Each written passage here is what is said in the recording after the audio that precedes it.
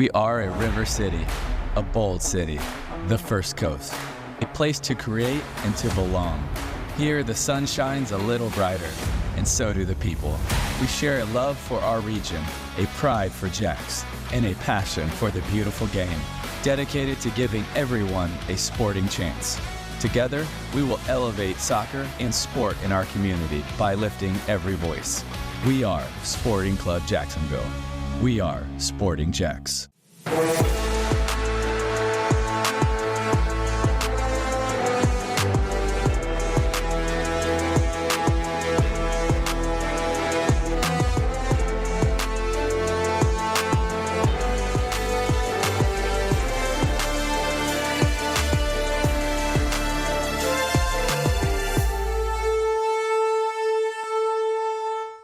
Hello and welcome into the Sporting JAX Report. This week, Sporting JAX prepares for the first preseason competition in club history. We'll get to know defender Davi Vaka and a big announcement from the club.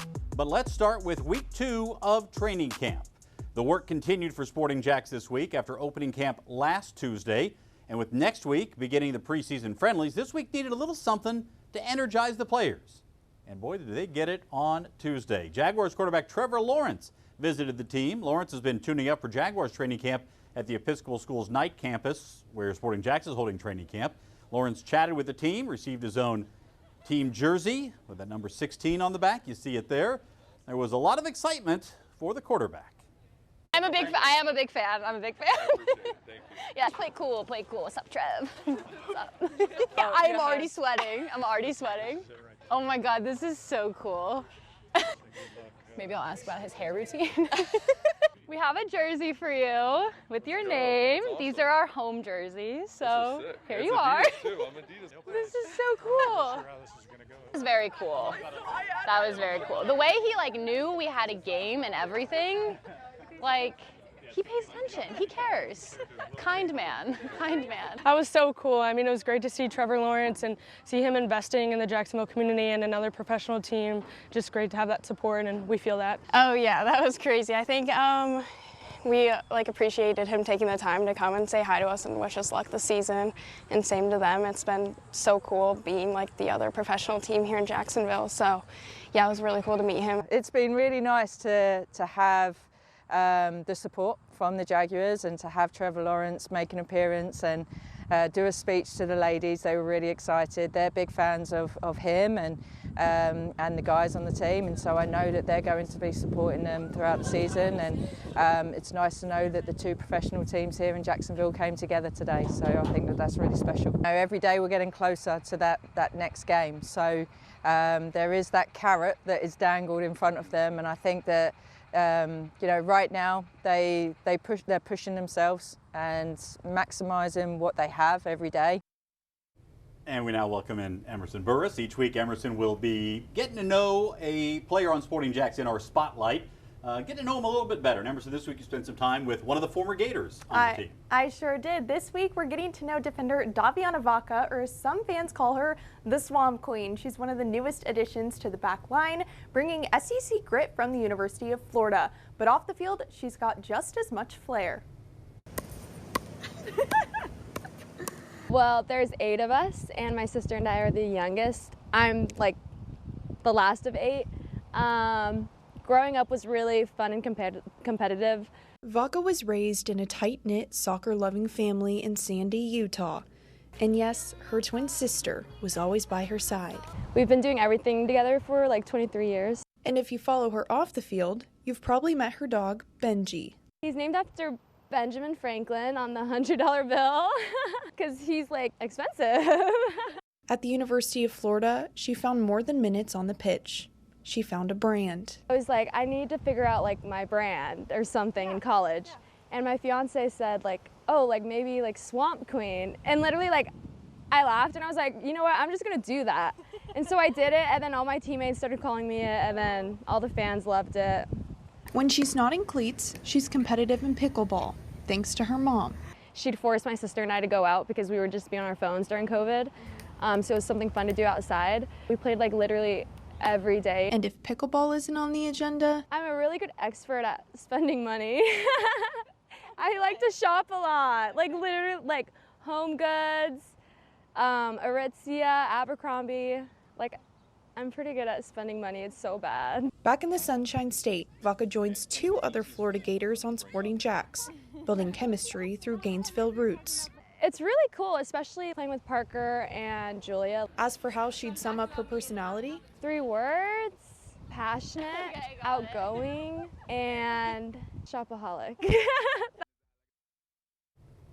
And while she's known for shutting down attacks, Davi says one of her biggest goals this season is to score her first professional goal. A rare feat for a center back, but one she's chasing with confidence. And she certainly got some experience last year with Fort Lauderdale, where she was playing with her twin sister.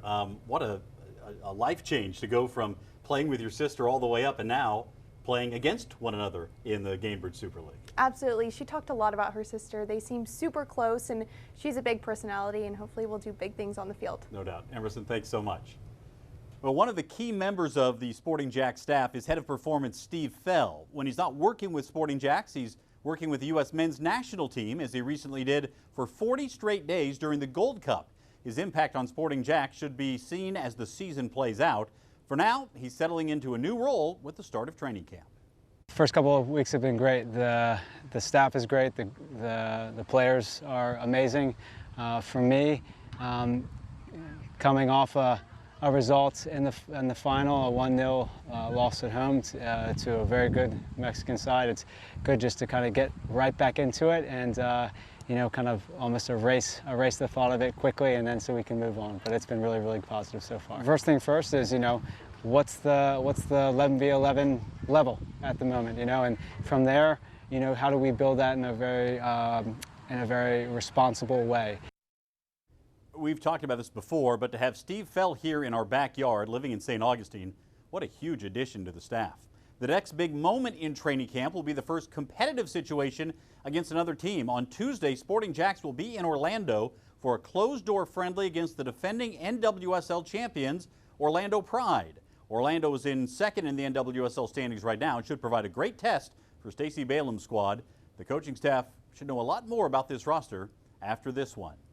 Now to the USL League Two team. This is Sporting JAX's pre-professional men's team made up of college stars from around the region and across the country. Sporting JAX will face the Sarasota Paradise in Lakewood Ranch in the first round. If they advance, they'll face either Laredo Heat SC or Fort Lauderdale United in the next round of the playoffs.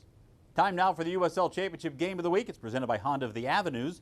This week we got a thriller from last year's Western Conference champions and this year's surprise team of the West as FC Tulsa hosted Las Vegas Lights. To Oklahoma we go. Warm night in Tulsa as FC Tulsa looked to climb the table, and Vegas searches for a road win. 9th minute, free kick for Tulsa. Marcos Serrato steps up and curls it in beautifully. FC Tulsa takes an early 1-0 lead. 16th minute, Harvey St. Clair whips a dangerous ball into the box. Jamie Weber rises and nods it home, and Tulsa's up 2-0. Now 33rd minute, Las Vegas looking to respond. Stefan Stojanovic plays it to Jonathan Rodriguez, who rifles one with his left foot, cuts the deficit in half. It's now 2-1. Stoppage time in the first half, right before the break. Gennaro Nigro finds Sean Smart, who buries it low. Now it's 2-2 at halftime. Into the second half, 62nd minute, a scramble in the box. Ends with Sean Smart netting his second of the night. Lights take the lead for the first time, 3-2. 76th minute now. Serrato, clever pass to Taylor Calhera, who slots it home with his left foot to bring it to 3-3. Now we go to second half stoppage time. Drama. Ball in the box, deflects off Elias Gartig and into his own net. Tulsa snatches the lead 4-3 in the final moments. FC Tulsa wins a thriller 4-3 over Las Vegas Lights. And we now welcome in Mauricio Ruiz. Mal, if this game were in a final, it would become legendary. What a great USL Championship game. Yeah, from two teams, Cole, that you didn't really know what to expect from beginning of the year. Obviously, Las Vegas Lights had a rebirth last year with new ownership, but a little disappointing to kind of back it up into this year. But they've won 3 out of 5 games. They're one of the hottest teams in the recent form. But Tulsa's just been really good all season long. And if it weren't for the other results, this win actually would have seen them in first place at the end of the season, at the end of this week. So what a turnaround for Tulsa, for FC Tulsa. Obviously, we know they have new ownership, they have new management, new coaches. So things are all looking up. But 4-3, a game that they were up 2-0, were down 3-2, then come back up to win it 4-3 in extra and overtime. Incredible, incredible game. Really exciting.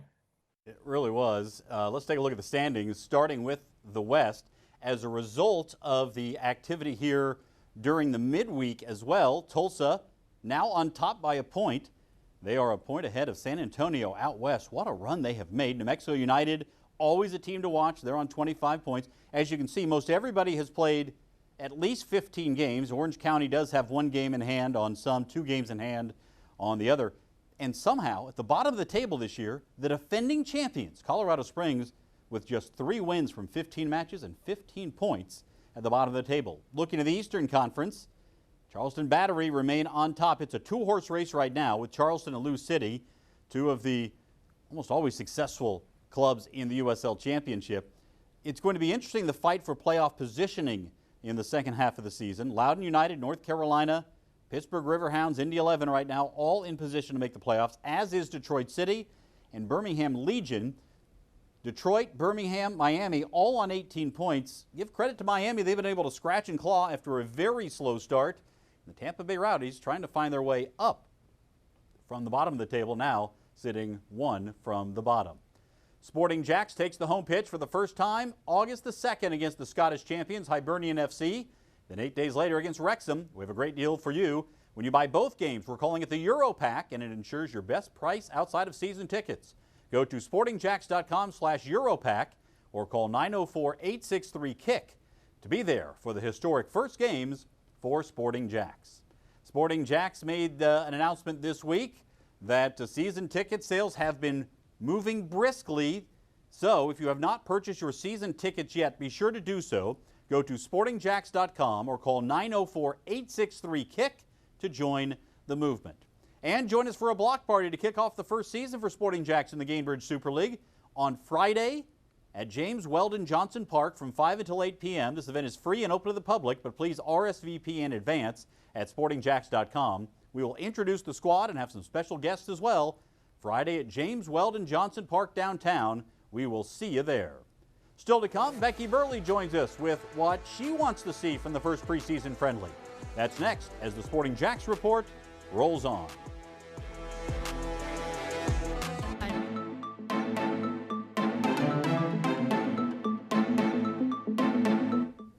The next nationally televised game comes up this afternoon as Hartford Athletic visits Rhode Island FC, the rivalry known as El Clamico.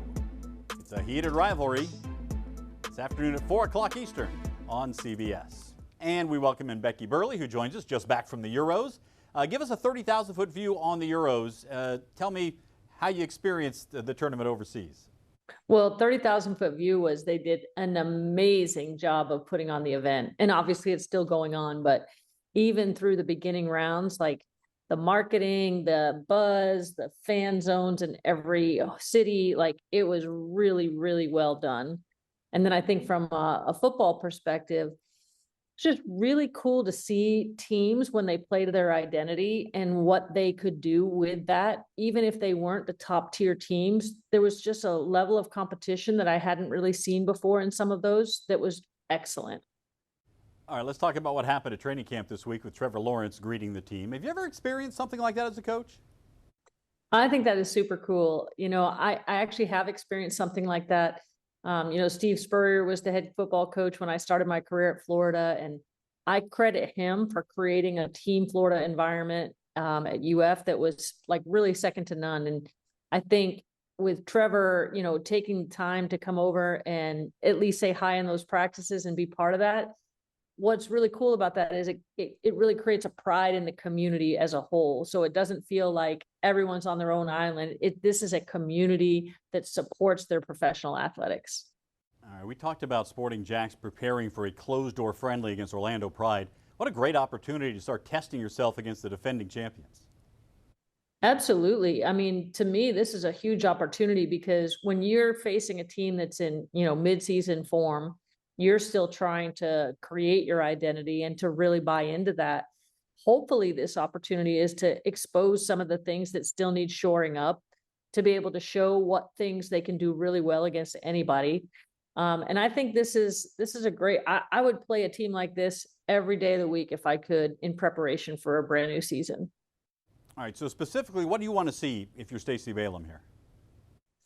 This is a really challenging part of coaching, especially at the beginning of a season, because you sort of have to weigh like, okay, I've identified, my top players, but I also don't want to rule anyone out because, it's important to give everybody a fair look, and not only a fair look, but like some people are just acclimating to the environment and they may be later bloomers than others. And so how do you determine like, all right, we want to start establishing relationships. We need to invest time into these partnerships versus we still need to get a look at some of these other players. That's the art of coaching right there. You talk about balancing the development of the young players while establishing, who would be the starters. You have all these different groups of players. You have to find a way to improve them as the preseason goes on. It is a balance. And, you make a good point about those tiers of players, and those tiers of players are important. All three of those are important. I think my hope would be that the vets are really helping acclimate that next tier down. The college players are helping these academy players understand what it takes to compete at a high level every single day. And there's this trickle down effect where the influence of the players who have been there and done this is helping those players who haven't kind of catch up to speed quickly. All right, thank you, Becky. Group tickets are on sale now for the Sporting JAX inaugural season. Groups of 10 or more can enjoy the best prices for single game tickets. Gather your friends, family, and coworkers to enjoy a night at Sporting JAX. General admission for group tickets are just $22 per seat. Club seats only $39 per seat.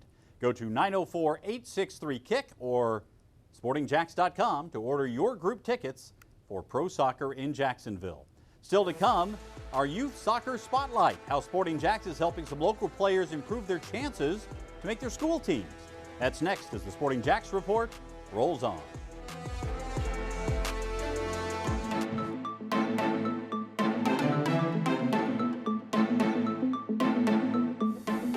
The inaugural Sporting JAX kit has been unveiled, and now you can order your own. Use the QR code on your screen to order your official Sporting JAX shirt. You can also go to sportingjax.com/shop, where we've just launched a new online store. It's time now for the Youth Soccer Spotlight, presented by the Bearded Pig Barbecues. Welcome back, Emerson Burris. And this week, Emerson, you're taking a look at what the Sporting JAX Foundation is doing, trying to help some middle school and high school kids take that next step. Absolutely, Cole. For some kids in Northeast Florida, club soccer isn't always an option, but one local program is working to change that. Every Saturday morning this summer, you'll find young athletes lacing up, warming up, and leveling up right here on Jacksonville's north side. The goal of the foundation is obviously to bring soccer to areas that don't have access to soccer on a regular basis. It's been fantastic. We've had unbelievable response and turnout. The kids obviously make it go, but my biggest accolades go to the parents that are bringing the kids out here. The Sporting JAX Foundation's I'm In Soccer series removes financial and geographic barriers by offering free clinics for middle and high school students.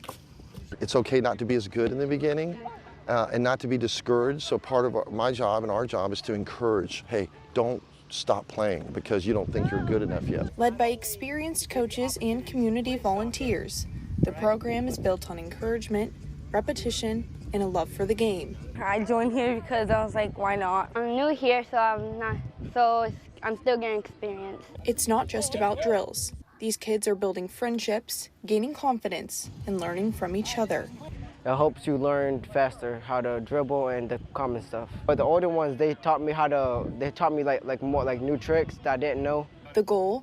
To plant roots, create access, and maybe even spark a few lifelong passions. We want to leave permanent things in place. I think that is the plan for everything, is to try to put a permanent fixture in these areas where we've started planting the seeds. The big picture down the road is see these kids go and play at a high level.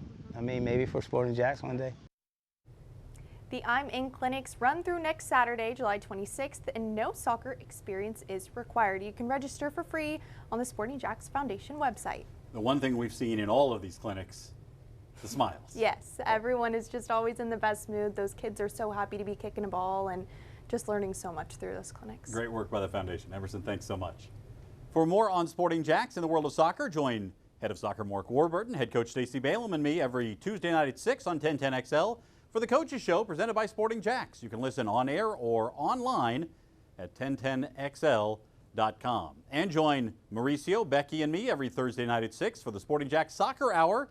We drag Emerson in too to help us out. We cover the entire soccer world, including Sporting JAX and the USL. Thursday nights at 6 on AM 930 Fox Sports Radio Jacksonville or the iHeart app. Still to come, Mauricio Ruiz rejoins us to size up the U.S. men's national team. That's next as the Sporting JAX Report continues.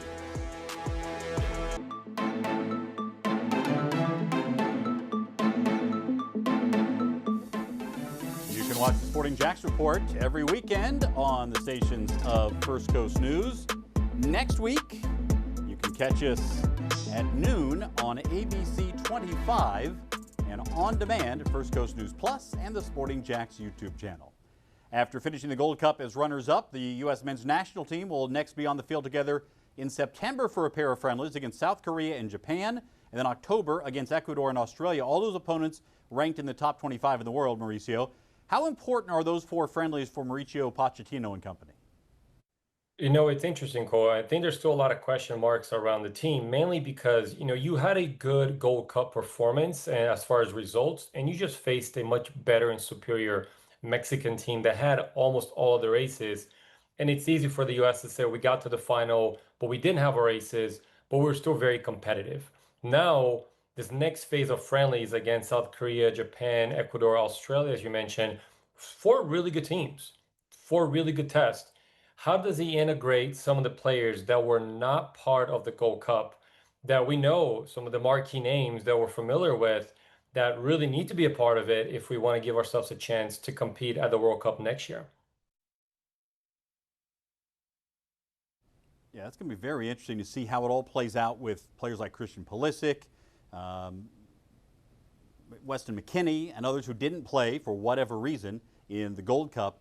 Once they get back into the fold, that dynamic on the roster is going to be something to follow. We won't be able to see it during the training, but we certainly will be able to see what happens on the field. Again, as we mentioned, all 4 of those games against teams ranked in the top 25 in the FIFA World Rankings. So these are not a bunch of rollover games. This should be good tests for the United States, who right now is ranked 16th in the world rankings. Not always exactly accurate, but it gives you a sense of how it all plays out. The countdown is on. We are now just 14 days until the preseason home opener against the Scottish champions Hibernian FC, and just 25 days until the start of play in the Gainbridge Super League. There has been a lot of work to get to this point with Sporting JAX. More work to get done as well between now and then, but we are certainly getting closer. And it's really something to see what's happening out on the pitch as we see this team start to come together as training camp plays out. Next week on the show, we'll be talking about what happened in the closed-door session, and we'll be able to give you some details, but really the reaction from the team is going to be what we'll be looking for next week. Hey, be sure to follow us on social media for the very latest on what's happening with Sporting JAX. We're on X, Instagram, Facebook, YouTube, and TikTok, and there will be more and more as we get closer and closer to kicking off the season. Thanks so much for watching the Sporting JAX Report. For Mauricio Ruiz and company, I'm Cole Pepper. Thanks for watching.